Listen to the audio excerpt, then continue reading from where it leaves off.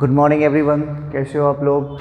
तो हम लोग एटॉमिक स्ट्रक्चर के लास्ट में पहुंच चुके हैं। बस एक दो लेक्चर और होंगे, ये फिनिश हो जाएगा। काफ़ी लंबा जा रहा है और इसके बाद वाला केमिकल बॉन्डिंग है तो वो तो और लंबा जाएगा। कम से कम उसमें तो 35 से ज़्यादा लेक्चर होंगे, क्योंकि उसमें हम लोग थोड़ा सा आगे का ही पढ़ते हैं यहीं पे। ठीक है, चलो तो ये है, हम लोग आज शुरू कर रहे हैं वेव मैकेनिकल मॉडल, जिसमें आपको जितना हम बोलेंगे उस पर ज़्यादा फोकस करोगे, क्योंकि इसका चीज़ जो है ये हमारा जो है आगे हायर क्लास में पढ़ाई होती है इसके बारे में। तो थोड़ा सा इसके बारे में पढ़ना है हमें, लेकिन इसमें भी क्या क्या पढ़ना है वो मैं आपको बोलूँगा, उस पर ज़्यादा फोकस करोगे। ठीक है, तो हेडिंग डालोगे wave mechanical model. Wave mechanical model of atom. ठीक है, तो इसके बारे में बात किया था, नाम था उनका श्रोडिंगर। क्या था? श्रोडिंगर। ठीक है, इसके बारे में किसने बात किया था? श्रोडिंगर ने बात किया था।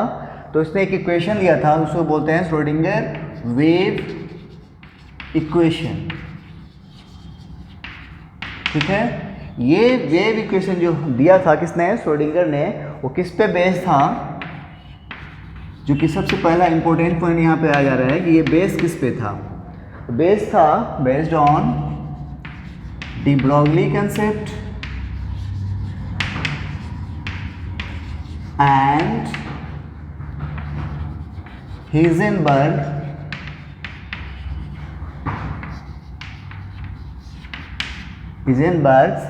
uncertainty principle।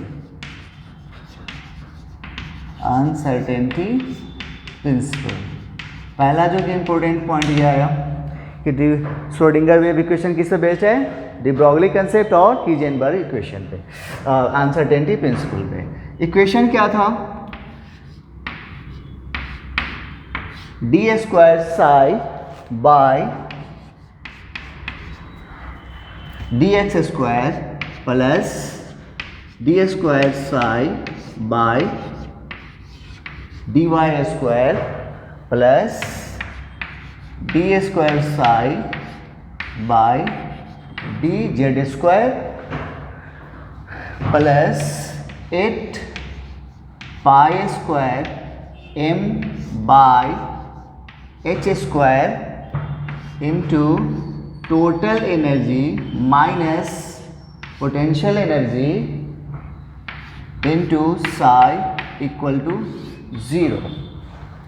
ये है श्रोडिंगर वेव इक्वेशन। इसको आप 2-3 बार प्रैक्टिस करोगे। इस इक्वेशन से डायरेक्ट क्वेश्चन डाले जाते हैं। क्या करेगा? कभी इसको ऊपर कर देगा, कभी इसको नीचे कर देगा, इसको आगे पीछे कर देगा। तो ऐसे करके वो क्वेश्चन में 4 ऑप्शन बना देता है। तो इसको आप 2-3 बार क्या करोगे? प्रैक्टिस कर लोगे इक्वेशन कैसा है। ठीक है, चलो जल्दी से नोट कर लो, फिर इसके बारे में बात करते हैं।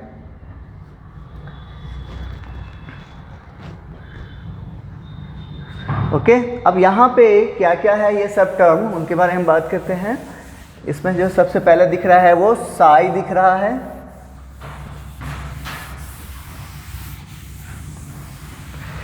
यहाँ पे ये साई, इसको क्या बोलते हैं? Pronounced as psi. P silent है। ठीक है, ये क्या है? ये है वेव फंक्शन है। Wave function of a wave. Just like इसको ऐसे समझ सकते हो, जैसे हम लोग याद है जब फोटो इलेक्ट्रिक इफेक्ट पे पढ़ रहे थे तो वहाँ पर हमने आपको बताया 3 इक्वेशन बताए थे ग्राफ के लिए। जैसे स्ट्रेट लाइन था, पैराबोला था, हाइपरबोला था। जैसे मान लो स्ट्रेट लाइन की बात करें तो उसका इक्वेशन क्या था? y बराबर mx प्लस सी। अगर हमें कोई इक्वेशन देता है y बराबर mx प्लस सी या फिर y बराबर 4x प्लस 3, तो उस इक्वेशन से हम लोग क्या क्या पता कर सकते थे? तो उस इक्वेशन से हम पता कर सकते थे, स्लोप पता कर सकते थे, इंटरसेप्ट पता कर सकते थे और स्लोप का वैल्यू पता कर सकते थे उस ग्राफ से, उस इक्वेशन से। ग्राफ के बारे में हम बातें कर रहे हैं। उसी तरीके से इस साई के बारे में बात करें तो ये साई हमें इलेक्ट्रॉन के बारे में पूरा बताता है, इलेक्ट्रॉन कहाँ पे है, क्या है, कैसे क्या है, पूरा इन्फॉर्मेशन ये देता है। कौन? साई देता है। ठीक है, एक बात हो गया। तो ये साई क्या है? Wave function of a wave, या फिर इसको एम्पलीट्यूड ऑफ ए वेव भी कहते हैं, या एम्पलीट्यूड ऑफ ए वेव भी कहते हैं। एम्पलीट्यूड क्या हुआ? यही है वेव। ठीक है, इसका ये जो है ये क्या है? एक्सिस है। एक्सिस से ऊपर का पोर्शन ये जो है यहाँ पे आएगा पॉजिटिव, और एक्सिस से नीचे जब जाएगा तो ये हो जाएगा निगेटिव। ठीक है, और ये प्लस माइनस जो है ये बताता है कि ये वेव कहाँ है? एक्सिस से ऊपर है, और ये कहाँ है? निगेटिव क्या बताता है? एक्सिस से नीचे। ये प्लस माइनस का वो मतलब नहीं है जो हम लोग पॉजिटिव नेगेटिव जानते हैं। ठीक है, इसका मतलब यहाँ पे ये है कि ये एक्सिस से ऊपर है, पॉजिटिव का मतलब, और निगेटिव का मतलब एक्सिस से नीचे है। ओके, एम्पलीट्यूड का मतलब क्या होता है? ये हाइट ऑफ क्रेस्ट या फिर डेप्थ ऑफ ट्रस्ट, इसी को क्या बोलते हैं? एम्पलीट्यूड कहते हैं। ये क्या है? एम्पलीट्यूड। इसके बारे में हम लोग थोड़ा पढ़ चुके हैं। कहाँ पे? जब हम लोग इलेक्ट्रोमैग्नेटिक वेव पढ़ा था। ठीक है, तो ये हो गया साई के बारे में बात हो गई। उसमें दूसरा टर्म है ई। ये क्या है? ई है टोटल एनर्जी। ठीक है, और ये क्या है? Potential energy. और वहां पे एक और चीज नजर आ रहा है, एम। एम क्या है? मास है। किसका? इलेक्ट्रॉन का। और एक और चीज नजर आ रहा है, वो है एच। एच के बारे में तो अच्छे से जानते हो। ये क्या है? Planck's constant. ओके, चलो जल्दी से नोट कर लो यहां तक।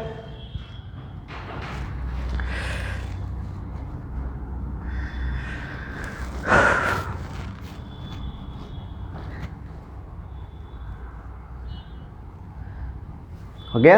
आई, अब हम लोग ऐसे पढ़े थे जब क्वांटम नंबर जब शुरू किया था तो वहाँ पे एक पॉइंट लिखाए थे, याद है कुछ?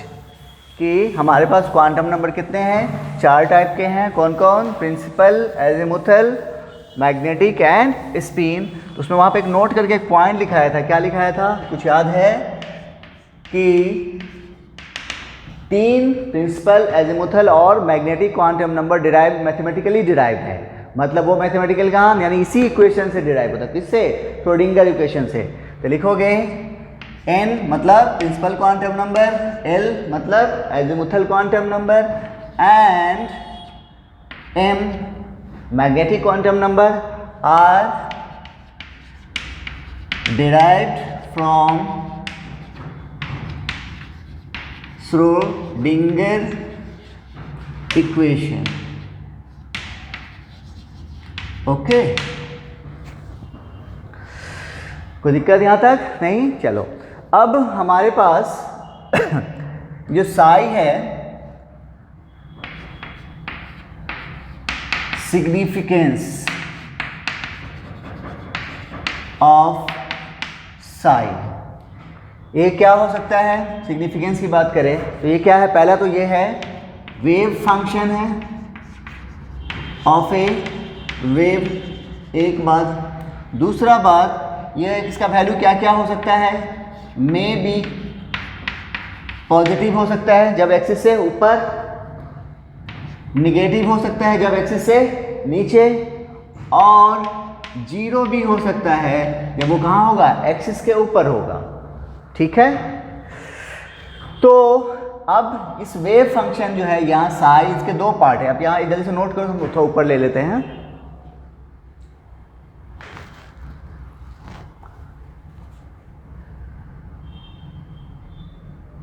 हो गया? अब इस वेव फंक्शन के 2 पार्ट हैं। कौन कौन? Wave function psi. इसके दो पार्ट हैं, एक है रेडियल पार्ट और दूसरा है एंगुलर पार्ट। ओके, तो रेडियल पार्ट की बात करें तो इसको रिप्रेजेंट कैसे करेंगे? रिप्रेजेंटेड बाय साई आर, या कहीं कहीं पे आर से भी रिप्रेजेंट करेगा, ठीक है। और वहीं एंगुलर पार्ट की बात करें तो ये रिप्रेजेंटेड होगा, represented by psi theta and phi, theta comma phi. किसका? एंगुलर पार्ट को कैसे रिप्रेजेंट करेंगे? साई थीटा कॉमा फाई, जबकि रेडियल पार्ट क्या है? साई आर या फिर आर आर। ओके, ये डिस्क्राइब करता है किसको? साइज को, जबकि ये डिस्क्राइब करता है किसको? शेप को।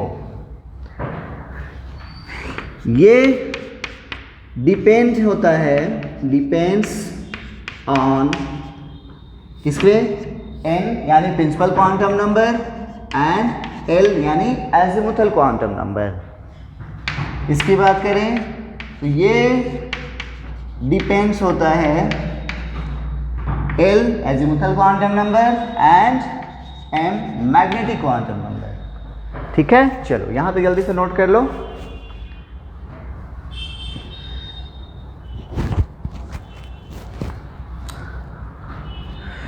जहाँ जहाँ हम नोट करेंगे, स्टार लगाएंगे, उस पे ज़्यादा फोकस रखोगे, ठीक है। चलिए अब आइए हमें ग्राफ प्लॉट करना है। हमें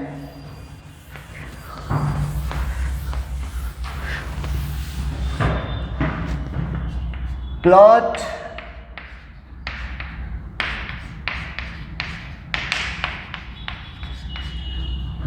plot a graph, plot graph between, oh no no no no no no, graph पे जाने से पहले हमें आपको नंबर ऑफ नोड्स और एंटी नोड्स की संख्या बतानी है। रुक जाओ। अब हमें हेडिंग क्या लोगे? नोड। पहले नोड बता देंगे तब फिर प्लॉट करना पड़ेगा। नोड क्या है?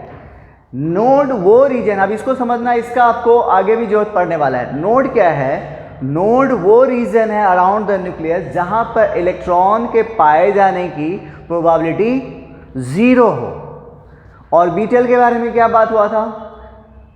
3 dimensional space where probability of finding electron is maximum, उसको हम क्या बोलेंगे? ऑर्बिटल। जहां पे मिनिमम मतलब 0 होगी, इलेक्ट्रॉन जहां पर नहीं पाया जाए, उस रीजन को क्या बोलेंगे?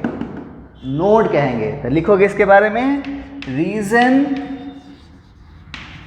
Around the nucleus, region around the nucleus where probability of finding electron is 0। जहां पे क्या हो? इलेक्ट्रॉन के पाए जाने की संभावना क्या हो? 0 हो। तो एट नोड पे हमें मालूम है कि यहां पे इलेक्ट्रॉन क्या होगा? नहीं मिलेगा, तो फिर साई का वैल्यू क्या हो जाएगा? तो वेव फंक्शन किसका है? इलेक्ट्रॉन का ही है। जब इलेक्ट्रॉन मिल ही नहीं रहा तो साई का वैल्यू क्या होगा? यहाँ पे 0। ओके, अच्छा ये मालूम हो गया। अब नोड को फिर एक काम करो, यहां तक नोट करो, फिर हम ऊपर लेंगे।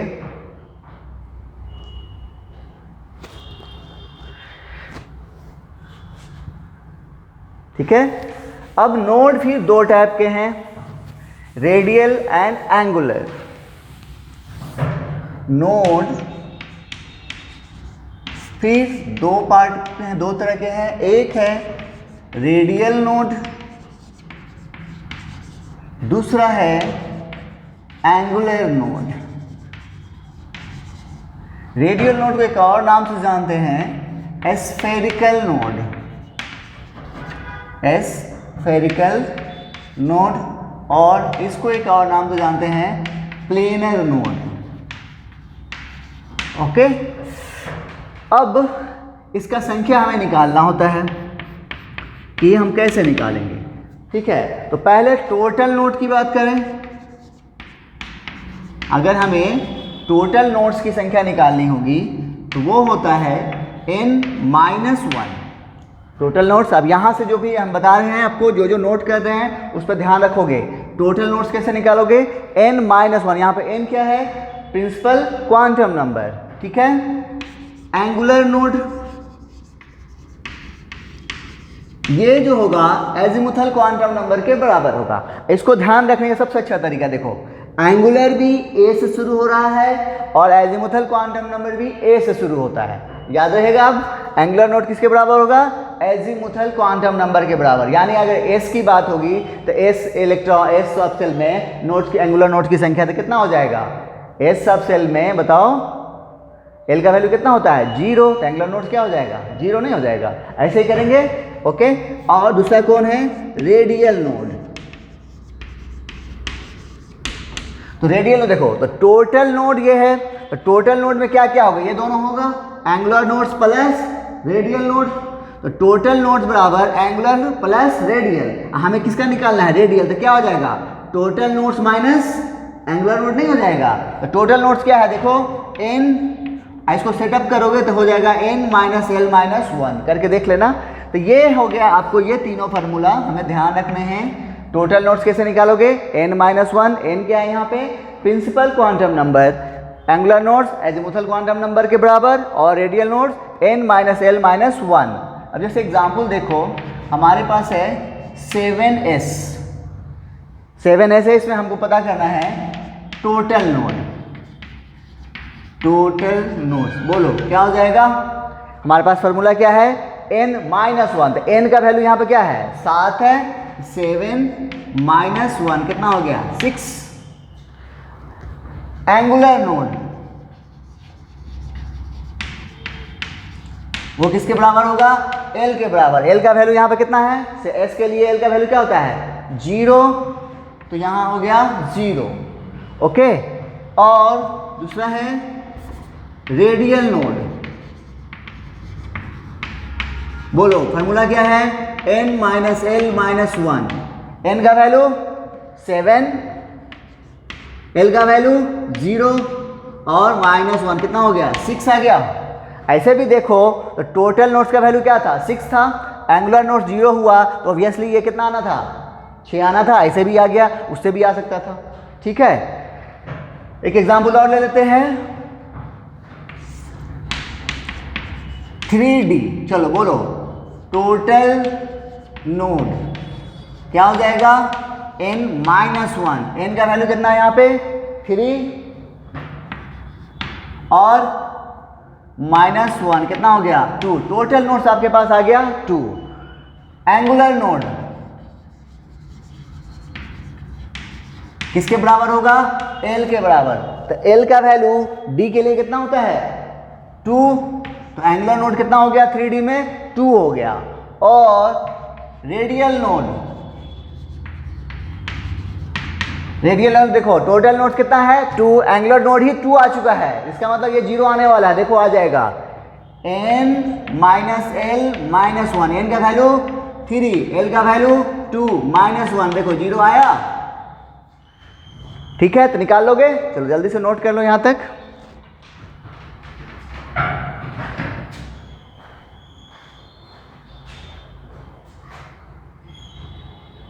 चलो, तो ये मालूम हो गया। अब प्लॉट कर लें graph.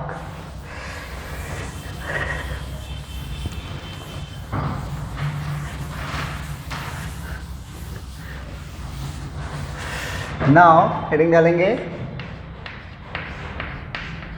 Plot a graph between radial wave function and distance from nucleus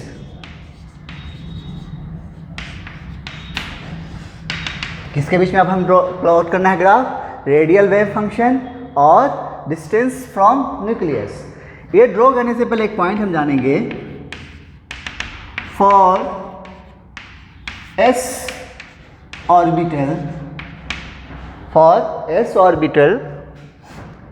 eight r बराबर 0 value of radial wave function is maximum, okay, and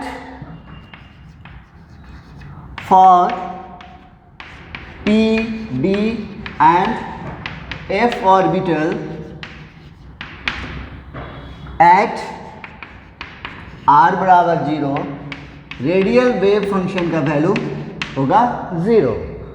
ये दोनों पॉइंट ध्यान रखोगे क्योंकि इन्हीं दोनों का हमको जरूरत पड़ने वाला है प्लॉट करने में। देखो तो प्लॉट करें हम लोग। आइए पहला हम बात करेंगे फॉर 1s।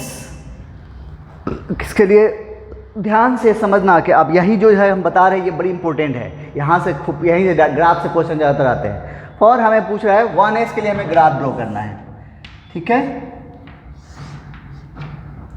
तो रेडियल वेव फंक्शन और r डिस्टेंस फ्रॉम न्यूक्लियस, ठीक है।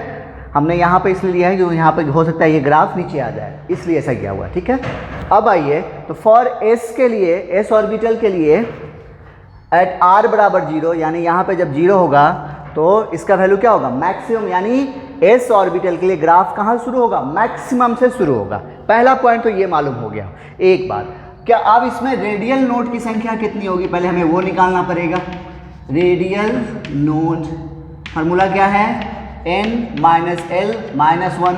चलो n का वैल्यू देखो तो कितना है? 1 रखो, l का वैल्यू 0, s के लिए l का वैल्यू 0 माइनस 1 मतलब क्या हो गया? 0। यानी यहाँ पे आपको रेडियल नोड की संख्या क्या है? 0। यानी नोड नहीं है। नोड का क्या होता है? जहाँ पे इलेक्ट्रॉन के पाए जाने की प्रोबेबिलिटी क्या होती है? 0 होती है ना। मतलब ये ग्राफ कैसा होगा? कुछ ऐसा होगा। ये किसके लिए हो गया? 1s के लिए होगा, ठीक है। 2-3 ग्राफ देखोगे ना अपने आप समझ में आ जाएगा। जल्दी से यहाँ तक नोट करो।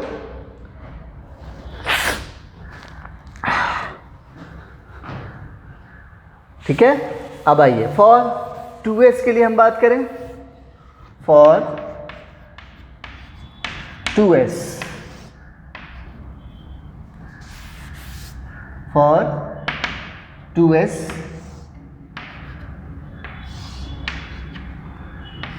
रेडियल वेव फंक्शन और r। चलो तो सबसे पहले क्या करोगे? रेडियल नोड निकालोगे। यहाँ पर हम इसको अब शॉर्ट कर दे रहे हैं ताकि आप हर जगह पर उतना लंबा नहीं लिखना पड़े। चलो तो Rn का वैल्यू पहले निकाल लो। कितना हो जाएगा? n minus l minus 1। तो n का वैल्यू 2, l का वैल्यू 0 माइनस 1 क्या हो जाएगा?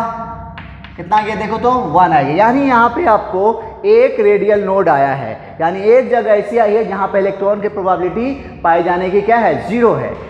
तो पहली बात तो ये जो है s का ऑर्बिटल का ग्राफ है तो कहाँ शुरू होगा? मैक्सिमम से शुरू होगा। तो ये मैक्सिमम से शुरू होगा। होते होते अब यहाँ पे ये एक बार इसको कट करेगा। ये क्या होगा? एक बार कट करेगा और नीचे की ओर जाएगा। अब दोबारा कट नहीं करेगा। क्यों? क्योंकि अगर इसको दोबारा कटेगा तो 2 बार 0 हो जाएगा।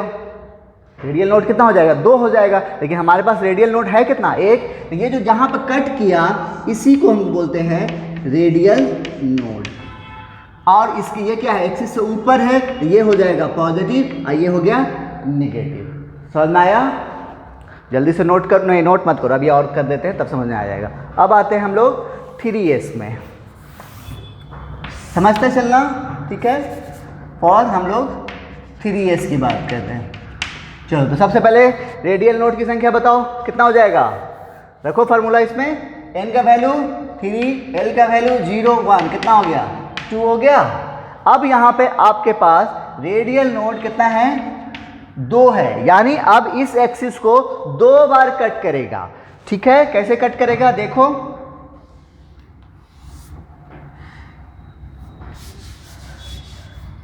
पहले तो ये शुरू होगा कहाँ से, मैक्सिमम से शुरू होगा, एक बार ये नीचे जाएगा, एक बार कट किया क्योंकि एक रेडियल नोड, लेकिन यहाँ पे एक था तब ना, एक ऊपर नहीं आया क्योंकि एक ही बार कट किया।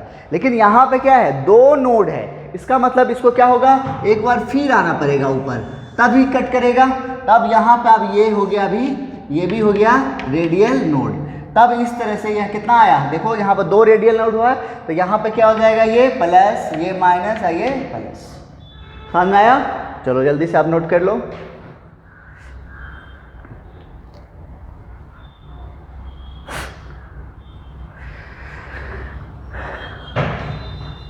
एक और खींच लेते हैं इसके लिए, 4s के लिए, फॉर 4s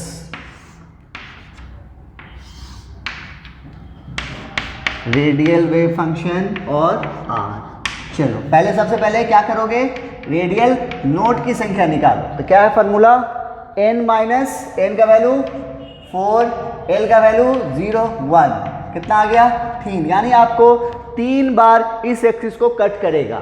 तो पहली बार यहाँ मैक्सिमम से शुरू होगा क्योंकि ये किसका है, s ऑर्बिटल का है, तो ये आया प्लस, नीचे आया, फिर ये एक बार ऊपर जाएगा, तो यहाँ हो गया माइनस, कितना हुआ, 2 बार कट कर गया। अब एक बार फिर ये आएगा, अब फिर यहाँ कट गया, तो देखो यहाँ पे हो गया Rn, यहाँ पे हो गया और यहाँ पे हो गया। 3 रेडियल नोड थे हमारे, ये एक्सिस को क्या करेगा, 3 बार कट करेगा। कोई दिक्कत, आप समझ में आ गया होगा रेडियल नोड निकालने का तरीका। चलो जल्दी से नोट कर लो, फिर पीडीएफ के लिए देख लेते हैं।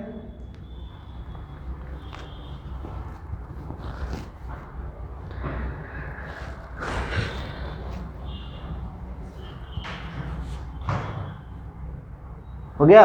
अभी हम लोग रेडियल वेव फंक्शन का ही प्लॉट कर रहे हैं, इसके बाद फिर हम लोग को करना है प्रोबेबिलिटी डेंसिटी का, और फिर करना है प्रोबेबिलिटी डिस्ट्रीब्यूशन फंक्शन का। तो ये आ जाएगा तो वो भी समझ में आ जाएगा। ठीक है, आइए, for 2p 3d and 4f, 2p 3d and 4f के लिए हमें प्लॉट करने हैं। चलो, रेडियल वेव फंक्शन और r के बीच में, यानी डिस्टेंस फ्रॉम न्यूक्लियस। तो सबसे पहले क्या करोगे, रेडियल नोड की संख्या निकालोगे। चलो निकालो, तो पहले 2p के लिए बोलो, कितना हो जाएगा, n का वैल्यू 2, l का वैल्यू 1 माइनस 1, कितना हो गया 0। फॉर किसके लिए हो गया, ये 2p के लिए हो गया। इसी तरीके से फिर करो 3d के लिए, n माइनस d का वैल्यू कितना होता है, l क्या है,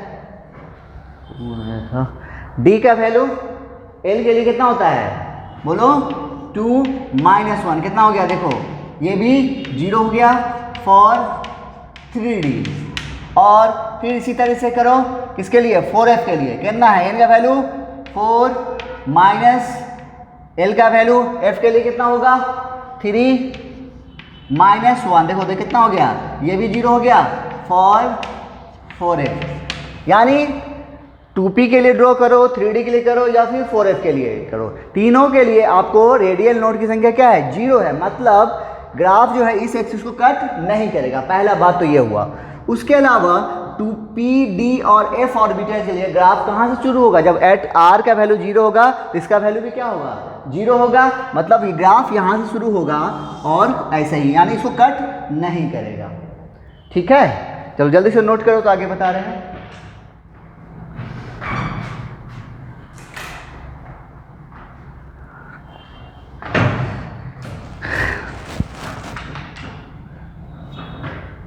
हो गया, आइए फिर for 3p 4d and 5f। चलो इसके लिए सबसे पहले सब करो, अब क्या करो, रेडियल नोड की संख्या निकालो। बोलो क्या हो जाएगा, हम बात करते हैं 3p के लिए, n 3 n minus L minus one कितना होगा, l का वैल्यू 1 माइनस 1 कितना हो गया, 1 हो गया फॉर 3p।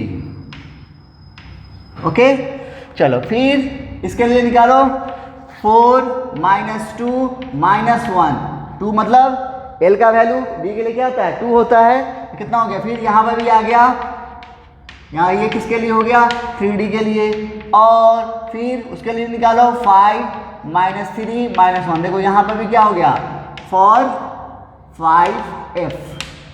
ठीक है, यानी इस केस में आपको कितना नोड आ रहा है, सिंगल नोड आ रहा है, तब कैसा होगा ग्राफ, देखो बताते हैं।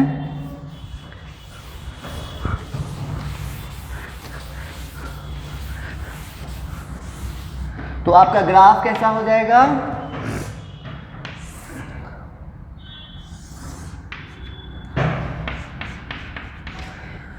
कैसा होगा, एक बार इसको कट करना था, पहले ये तो कहां से शुरू होगा, किसका है ये देखो PDF का है, तो पहले ओरिजिन से शुरू होगा और उसके बाद एक बार इसको क्या करेगा, कट करेगा, क्योंकि पिछला केस में क्या हुआ था 2p 3d और 4f के केस में वहां पर रेडियल नोड की वैल्यू क्या आ गई थी, 0 आ गई थी, इसलिए वहां पे कट नहीं किया, लेकिन यहां पे क्या होगा, एक रेडियल नोड आ रहा है, तो ये हो गया प्लस, ये हो गया माइनस। ये ग्राफ किसके लिए हो गया, 3p पूछे, 4d पूछे, 5a पूछे, कर लोगे। चलो तो मैं आपको आगे का हम करके छोड़ दे रहे हैं, वो आप करोगे, और नेक्स्ट क्लास में हम लोग इस पर क्वेश्चन करेंगे, क्योंकि टाइम ज़्यादा हो गया, लंबा लेक्चर तो कर नहीं सकते ना। आप ड्रॉ करना फॉर किसका 4p और किसका था, क्या था 3p 4d और 5 थे ना, तो 4p 5d और 6f, इसके लिए आप करके ग्राफ ड्रॉ करके देखना, तो कैसा आता है, कर लोगे। चलो तो नेक्स्ट लेक्चर में पहले हम लोग जो आज पढ़े हैं इस पर कुछ क्वेश्चन करेंगे, और साथ ही साथ अगला जो प्रोबेबिलिटी डेंसिटी, बस यही चीज़ रहेगा, कुछ नहीं, जो हम लोग रेडियल वेव फंक्शन का कर रहे हैं, प्रोबेबिलिटी डेंसिटी में क्या होगा, ये जो निगेटिव नज़र आ रहा है ये वैल्यू खत्म हो जाएगा, ये वाला हम नहीं लेंगे बस, तो इसलिए ये वाला को ध्यान से एक बार अच्छा से समझ लेना, और अगर किसी को फिर भी दिक्कत हुई होगी तो हमें ज़रूर बताना कि क्या दिक्कत आई है। ठीक है, चलो मिलते हैं नेक्स्ट लेक्चर में, थैंक यू।